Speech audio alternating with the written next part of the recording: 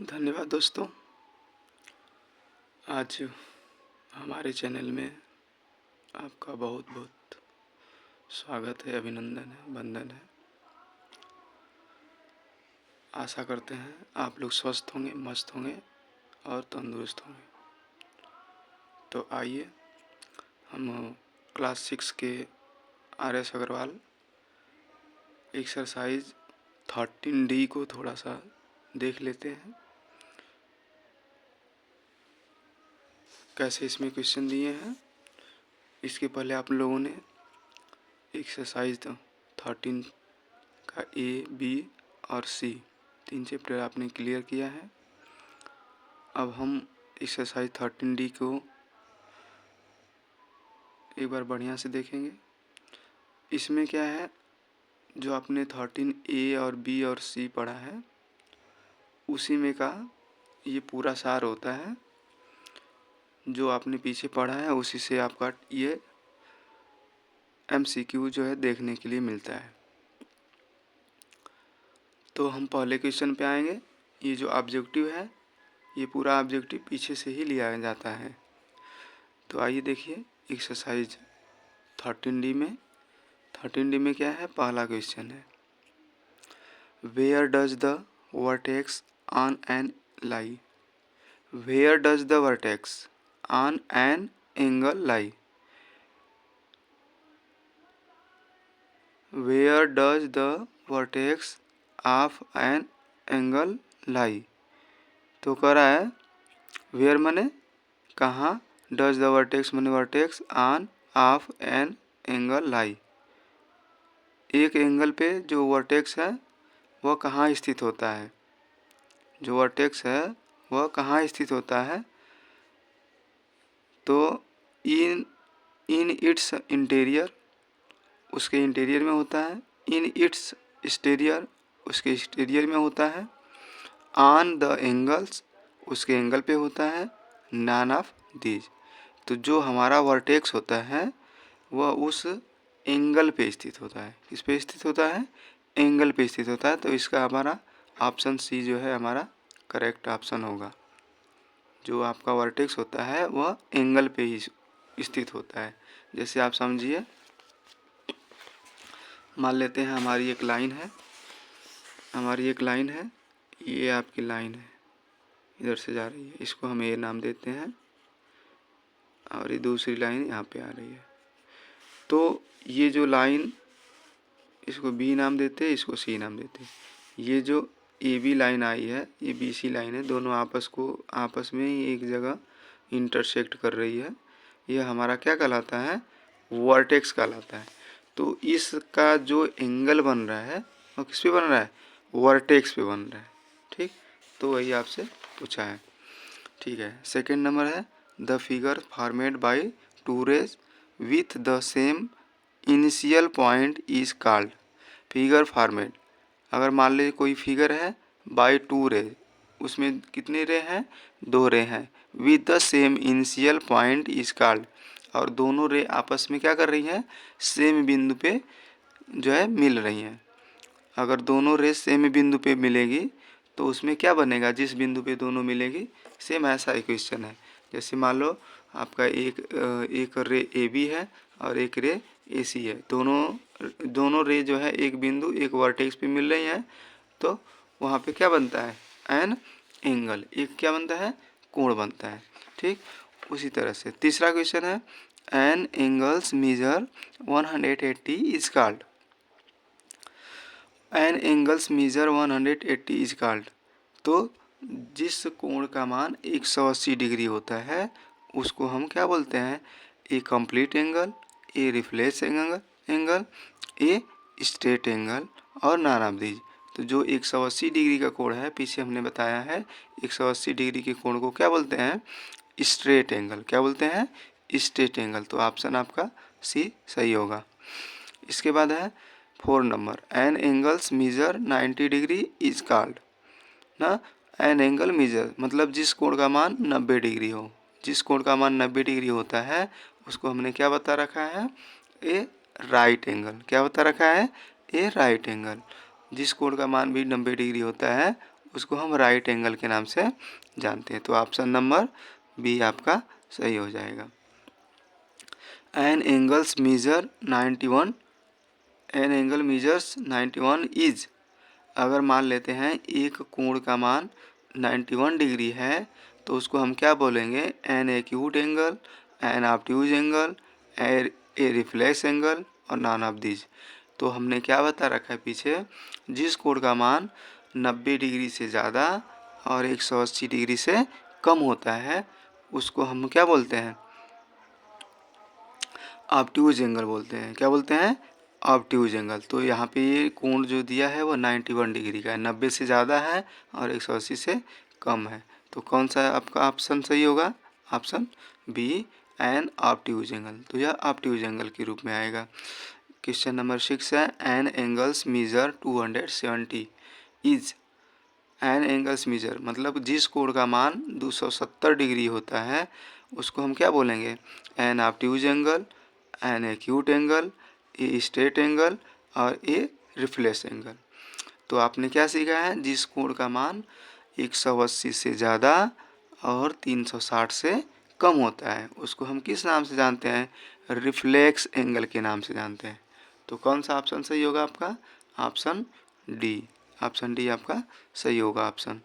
इसके बाद है question number 7, the measure of a straight angles, straight angle किस नाम से जानते हैं, कितने स्ट्रेट एंगल कितने डिग्री का होता है, तो आपने पढ़ा है 90 डिग्री जो होता है वही आपका राइट एंगल हो जाएगा और यह 90 से ज़्यादा 150 ऑब्ट्यूज एंगल हो जाएगा और 180, इसी को जब हम कोण को बनाएंगे तो यह लाइन हमारी बिल्कुल क्या हो जाती है, सीधी हो जाती है। तो ऑप्शन नंबर सी जो है आपका कौन सा एंगल होगा, स्ट्रेट एंगल होगा। और ये देखिए यहाँ पे 360 डिग्री दिया है, ये 360 डिग्री आपका कौन सा एंगल होगा, कंप्लीट एंगल होगा। ठीक, अब आते हैं आपके अगले क्वेश्चन नंबर 8 पे। क्वेश्चन नंबर 8 का क्या रहा है आपका, क्वेश्चन नंबर 8, क्वेश्चन नंबर 8 का रहा है, an angles measuring 200 degree is, ना, अगर जिस कोण का मान 200 डिग्री होता है उसको हम किस नाम से जानते हैं। तो अभी नहीं हमने बताया ना कि 180 से ज़्यादा और 180 से ज़्यादा और 360 डिग्री से कम होता है उसको हम क्या बोलते हैं, कंप्लीट एंगल बोलते हैं। क्या बोलते हैं, कंप्लीट एंगल बोलते हैं, नहीं सॉरी रिफ्लेक्स एंगल बोलते हैं ना। 360 से कम और 180 से ज़्यादा होता है उसको हम क्या बोलते हैं, रिफ्लेक्स एंगल बोलते हैं। तो हमें इसका ऑप्शन कौन सा होगा, सी वाला, ये रिफ्लेक्स एंगल होगा। इसके बाद है 9 number, N angles measuring 360 degree, और जिस कोण का मान 360 डिग्री होता है उसको हम क्या बोलते हैं, कंप्लीट एंगल। क्या, कंप्लीट एंगल, या इसमें कंप्लीट एंगल का ऑप्शन नहीं दिया है, मोर देन 180, अच्छा हाँ ठीक है, कंप्लीट एंगल आपका ऑप्शन नंबर डी में दे रखा है, ठीक है। तो आपका इसका ऑप्शन क्या होगा, कंप्लीट एंगल।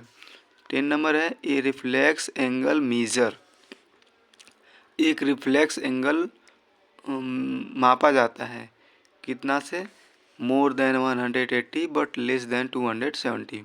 तो एक जो रिफ्लेक्स एंगल होता है हमने बता रखा है कि वह 180 से ज़्यादा होता है और 360 से कम। तो इसमें ऑप्शन आपका कौन सा मिल रहा है, more than 180 degree but less than 360 degree, यानी 180 डिग्री से ज़्यादा और 360 डिग्री से कम होता है। तो ऑप्शन आपका बी सही हो जाएगा।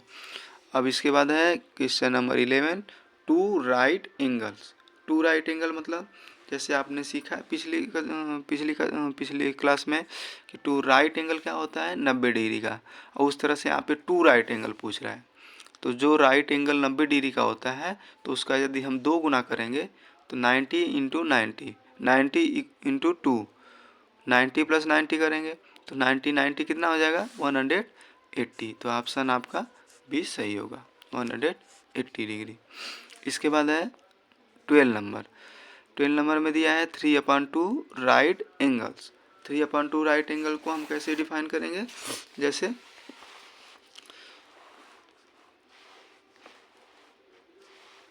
जैसे मान लेते हैं आपका 3/2 राइट एंगल। राइट एंगल का मतलब 90 डिग्री, तो हम इसको 2 से डिवाइड कर देंगे तो यह हो जाएगा 45। 45 में 3 से मल्टीप्लाई कर देंगे, 3 5 जा 15, 3 4 जा 12 और 1 13, तो कितना डिग्री हो गया 135 डिग्री। तो कौन सा ऑप्शन आपका है? Option number B 135 degree. ठीक, उसी तरह से 30 नंबर है, if there are 36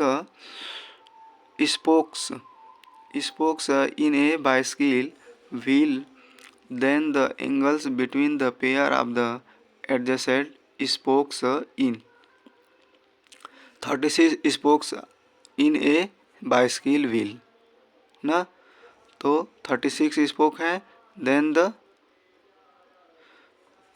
angle between a pairs of the adjacent spokes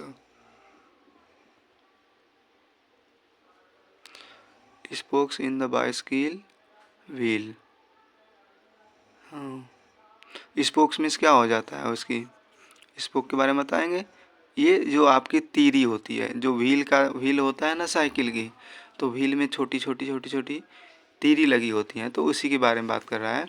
if there are 36 spoke in a bicycle wheel, कर रहा है कि एक बाइसिकल के व्हील में 36 स्पोक है, 36 स्पोक हैं, then the angles between the pairs of adjacent spokes is, तो कह रहा है कि एक स्पोक मतलब 2 स्पोक के बीच में ना, then the angles between a pairs मतलब एक जोड़े स्पोक्स के बीच में कितने डिग्री का कोण बनेगा। जैसे आपको इसको थोड़ा सा समझ लीजिए, जैसे आपका व्हील होता है, यहाँ पे देखिए, जैसे आपका ये व्हील है,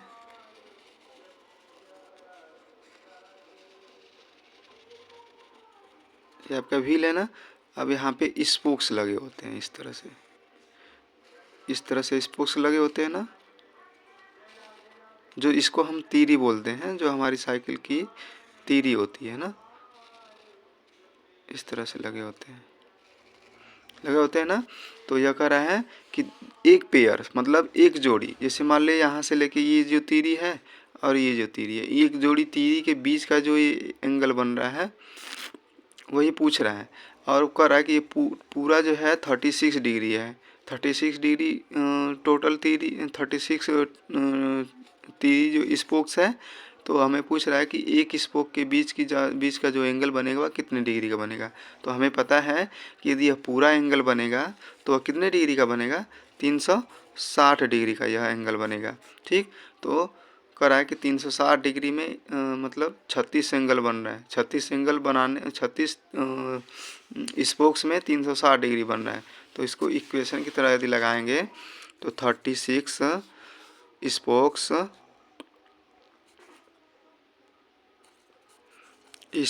make is 300 mean equal to 360 degree. ठीक, तो ये कह रहा है 36 स्पोक्स मेक इज मतलब 36 जो है स्पोक्स जो है 36 स्पोक जो है 360 डिग्री का एंगल बनाती हैं। तो एक स्पोक जो है एक पेयर जो है कितने डिग्री का कोण बनाएगी, तो 36 बटा में 36 360 बटा में 36 बराबर 10 डिग्री का, यानी एक जोड़ा के बीच में कितना डिग्री का कोण बनेगा, 10 डिग्री का। तो कौन सा ऑप्शन हमारा सही हो गया, सी वाला। ठीक ना, धन्यवाद।